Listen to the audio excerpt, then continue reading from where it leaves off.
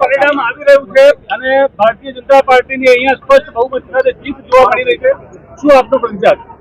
ખેડા લોકસભાની 2024ની ચૂંટણીની આ ભવ્ય જીત તરફ અમે સૌ ભારતીય જનતા પાર્ટીના અતિ મહત્વના આગેવાનોની હાજરીમાં જ્યારે આ વિજય માણી રહ્યા છીએ ત્યારે હું આપને જણાવું કે સૌ પ્રથમ તો હું વિશ્વના સર્વાધિક લોકપ્રિય નેતા દેશના યશસ્વી તપસ્વી પ્રધાનમંત્રી આદરણીય મોદી સાહેબનો આભાર માનું છું. દેશના ગૃહમંત્રી અને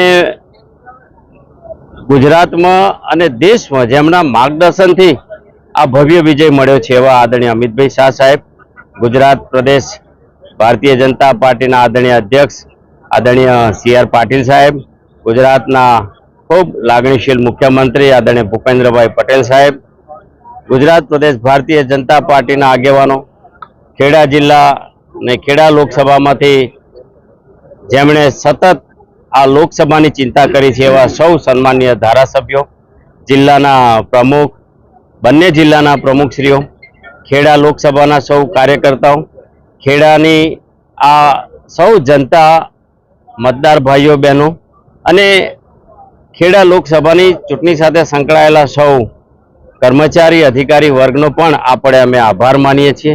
અને આપ જે આ પરિણામ જોઈ રહ્યા છો એના પાયામાં દેશના યશસ્વી પ્રધાનમંત્રી આદરણીય મોદી સાહેબ પ્રત્યે દેશની જનતાની, ખેડાની જનતાનો વિશ્વાસ, વિકાસ અને જે વિરાસત સાથે, પરંપરા સાથે એક પ્રકારે દેશનો અને ગુજરાતનો અને ખેડા જિલ્લાનો જે વિકાસ થયો છે એના માટે ખેડાની જનતાએ આશીર્વાદ આપી રહી છે. ચૂંટણી પહેલા જે વાતાવરણ હતું, વિરોધનું વાતાવરણ હતું, તેની વચ્ચે પણ આટલા જે મતે આપ વિજય થવા જઈ રહ્યા છો, ખાસ મતદારોને શું કહેશો? મતદારોનો અમે આભાર માનીએ છીએ. ખેડા લોકસભામાં સતત ત્રીજી વખત ભારતીય જનતા પાર્ટીની પ્રચંડ જીત થઈ છે. અનેક પ્રકારની જે વાતો ચાલતી હતી એ બધાનું ખંડન કરતો મતદારોનો પ્રચંડ જનાદેશ ખેડા લોકસભાના ઉમેદવાર દેવુસિંહને મળ્યો છે.